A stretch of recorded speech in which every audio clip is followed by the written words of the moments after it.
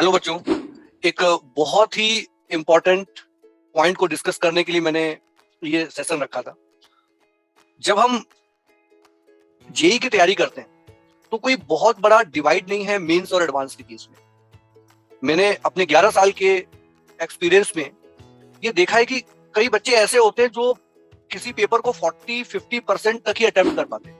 अब चाहे वो क्वेश्चन इजी हो, मीडियम हो, टफ हो, क्योंकि उनका गेम क्या है कि उनको कुछ टॉपिक तो बहुत अच्छे से आते हैं और कुछ टॉपिक में वो वीक है, जिससे वो हाई स्कोर तो नहीं करते हैं कि लाइक 70-80%, 90%, बट वो 40-50 की रेशियो में रहते हैं। तो आपको थोड़ा जेई एडवांस का गेम समझना पड़ेगा। अगर हम जेई एडवांस के गेम की बात करें तो जेई एडवांस में एक डिसेंट कॉलेज में जाने के लिए आपको 35% से 45% ही मार्क्स चाहिए। यहां पर ऐसा नहीं है कि लाइक मेंस आपको 300 में 220 चाहिए, विच इज क्लोज टू 70%, 75%। ये मेंस में बोला जाता है अच्छा स्कोर है। तो यहां पर आपको समझना है कि एडवांस में मेंस जैसा हाई स्कोरिंग गेम नहीं, बड़ा लो स्कोरिंग गेम रहता है। 35% आप देख रहे हो कि अगर मैं फिजिक्स की बात करूं तो आप दोनों पेपर को मिला के लगभग आपको 36 क्वेश्चन मिलते हैं। वेरिएशन होता है, कभी 18 आते हैं, कभी 19 आते हैं, अप्रोक्सीमेट 36 क्वेश्चन मिलते हैं। तो अगर आप इसका देखें, अगर 36 क्वेश्चन में आप 13 क्वेश्चन करेक्ट कराते हो तो आप प्रॉपरली एक अच्छी रैंक लेने वाले। तो इसीलिए अगर आपका जेई मेंस में स्कोर 97 परसेंटाइल है और आपको लग रहा है कि आप एडवांस तो ट्राई भी नहीं करेंगे, ये सोचना बिल्कुल गलत है। ऐसे ऐसे केसेस मैंने देखे हैं जहां 95-96 परसेंटाइल वाला जेई एडवांस में 5000, 6000, 5800 मेरे पढ़ाए हुए स्टूडेंट्स ने रैंक निकाली हुई है। तो आपको पहले तो थोड़ा गेम समझना है, और अगर आप इस स्कोर पे हो 96, 97, 98, तो जिस तरीके से एक टॉप परसेंटाइल वाला बच्चा जेई एडवांस की प्रिपरेशन करता है, आप वैसे प्रिपरेशन नहीं कर सकते। आप उसकी स्ट्रेटेजी को फॉलो नहीं कर सकते, वो आपको कभी भी हेल्प नहीं करेगी, क्योंकि उसको पूरे सब्जेक्ट का बहुत अच्छे से पकड़ है, तभी वो 80%, 85% मेंस में स्कोर कर रहा है। आपको शायद कुछ चीजें बहुत अच्छे से आती है पर सारी चीजें अच्छे से नहीं आती। तो इसीलिए यहां पर जो मैं आपको प्लान बता रहा हूं बच्चों, प्लान नंबर 1 कि राइट डाउन, पहला जो स्टेप है, राइट डाउन योर चैप्टर्स। अगर मैं रफली पकड़ के चलूं कि फिजिक्स में 30 चैप्टर है फॉर एडवांस, और आपको ऐसा लगता है कि आपको 16-17 चैप्टर्स में अच्छी कमांड है, तो आप उन्हीं पर स्टिक करो, बाकी को देखो तक नहीं बच्चों, क्योंकि एडवांस में आधी अधूरी नॉलेज हमेशा ही नुकसान करेगी। अगर कोई भी चैप्टर आपका डाइसी है, जस्ट लीव इट, क्योंकि अगर आपने उसको छुआ ना तो कोई फायदा नहीं, आप नेगेटिव मार्क्स लेके आने वाले। इसीलिए सिर्फ उन्हीं टॉपिक को, उन्हीं चैप्टर को पकड़ो जो आपके एकदम ओके है, डिसेंट है। उसके अलावा चाहे आप 21, 20, 19, 18 कभी भी पेपर देख लो, कभी थोड़ा अबव लेवल होता है, कभी लोअर लेवल रहता है, बट मैं गारंटी आपको देता हूं कि इन 36 क्वेश्चन में आपको 13 तो छोड़िए, 50% क्वेश्चन इजी, बोर्ड एडवांस के लिहाज से बोल रहा हूं, इजी टू मीडियम मिल जाते हैं। तो आपको बहुत इरोडोव लेवल पे जाने की जरूरत नहीं है, आपको पाथ फाइंडर सॉल्व करने की जरूरत नहीं है। आपको इवन जैसे फिटजी में जो एडवांस के पेपर्स वो निकालते हैं, बहुत टफ निकालते हैं, उनसे जितना दूर रहो उतना अच्छा है। वो टाइम भी वेस्ट करेंगे, आपका कॉन्फिडेंस भी लूज करेंगे।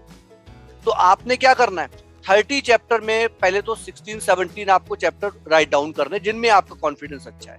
उसके बाद आपने क्या करना है, आपको पास्ट, क्योंकि टाइम का भी ध्यान रखना है, पास्ट 7 ईयर जेई एडवांस के क्वेश्चन लगाने।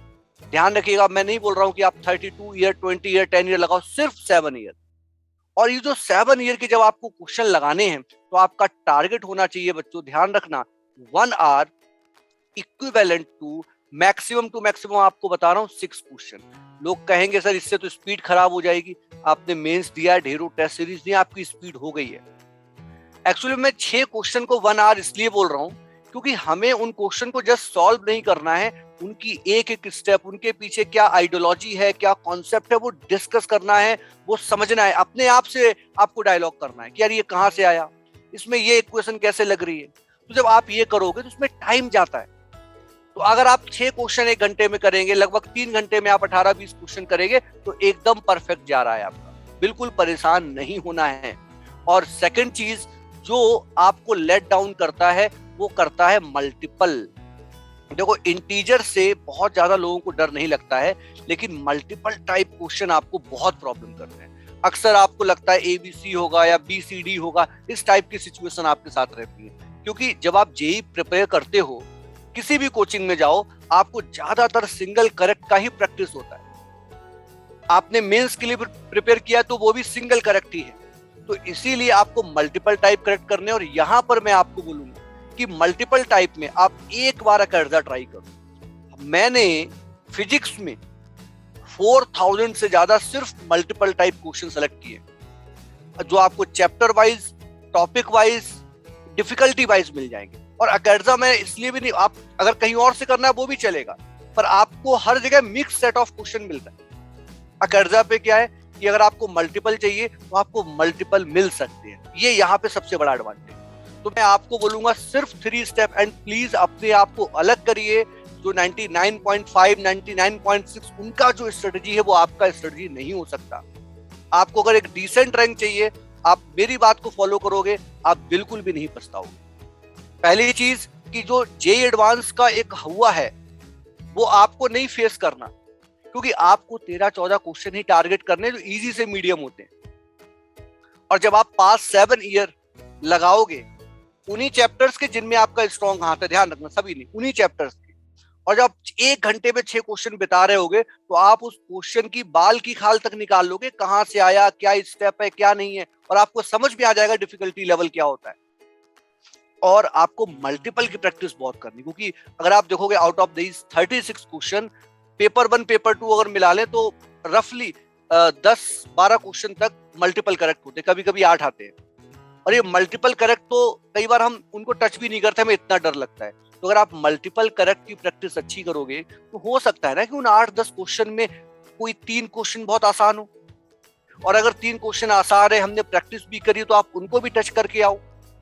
तो इतना अगर आप करोगे तो आप पक्का एडवांस में एक डिसेंट रैंक लाओगे। एडवांस में सिर्फ टॉप ब्रेन ही अच्छी रैंक नहीं लाता है, जो स्मार्टली प्रिपेयर करता है, जो पेपर की प्लानिंग अच्छे से करता है, वो भी एक डिसेंट रैंक ले आता है। अगर आप मुझसे कहोगे कि कोई बुक, अगर आपके पास टाइम एक्स्ट्रा है, पास 7 ईयर हो गए, मल्टीपल टाइप हो गए, अगर आप उसके अलावा कुछ करना चाहते हो तो कोई बुक आप रेफर नहीं करेंगे, क्योंकि लास्ट टाइम में बुक से पढ़ना बिल्कुल भी सही नहीं है।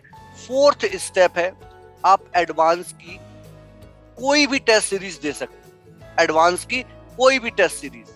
और आप क्या कर लो कि हर वीक में 2 टेस्ट रखो। लोग कई बार बोल देते हैं कि डेली एक टेस्ट दो, देखो मेंस में स्ट्रेटजी काम करती है, एडवांस पे नहीं। एडवांस के साथ क्या है कि आपको 2 टेस्ट देने हैं वीक में, लेकिन ये ऐसा नहीं कि 3 घंटे का, आपको हैबिट डालनी पड़ेगी, नहीं तो एग्जाम में 6 घंटे बैठने का आदत ही नहीं पड़ेगा। बच्चों आपको 2 टेस्ट देने हैं, कोई भी 2 दिन चुन लीजिए, लेकिन आपको बिल्कुल उसी पैटर्न पे जैसे एडवांस में होता है 3R + 3R। इससे होगा क्या कि जो 6 घंटे की आप अगर सपोज करो आपने ऐसे 4 सेट दिए, तो आपकी ऐसी हैबिट बन जाएगी कि लगातार 6 घंटे तक आपका जो माइंड है वो फोकस्ड रहेगा। अदरवाइज मैंने बच्चों को देखा है जो पहले पेपर में तो उनका माइंड थोड़ा फोकस होता भी है, सेकंड में क्वेश्चन भले आसान हो पर वो अपना फोकस ही लूज कर चुके होते हैं, उनकी हैबिट ही नहीं होती है। तो 2 टेस्ट, लेकिन कौन से 6-6 घंटे वाले, ये आपका चौथा स्टेप है। अगर इतना आप करोगे, आई कैन गारंटी आप अपने से मैक्सिमम आउटपुट निकालो। ये मेरी आपके लिए एडवाइस है, तो प्लीज इसको बच्चों फॉलो करें। और किस तरीके से अकेर्जा आपकी हेल्प कर सकता है मैंने आपको बताया। आप मल्टीपल टाइप एक बार ट्राई करोगे, आपको पक्का अच्छा लगेगा, 101%। और टेस्ट प्लीज 3R वाला टेस्ट मत दो। अगर आपको लगता है कि मैं 1 आवर, मैं एक वीक में एक ही टेस्ट दूंगा, तो आप 6 घंटे वाला ही दो। जब भी देना है तो एडवांस पेपर की तैयारी तो एडवांस पैटर्न का ही टेस्ट दें, बिल्कुल सिमिलरली सेम टाइमिंग मैच करो, सेम ब्रेक मैच करो, एवरीथिंग सेम, जिससे आपको वहां पे एक तरीके से एडजस्टमेंट की दिक्कत ना हो। आप पहले से प्रिपेयर्ड रहो कि हाँ ये चीज हम 2-4 बार खेल चुके हैं, 2-4 बार हम फील कर चुके हैं, ठीक है।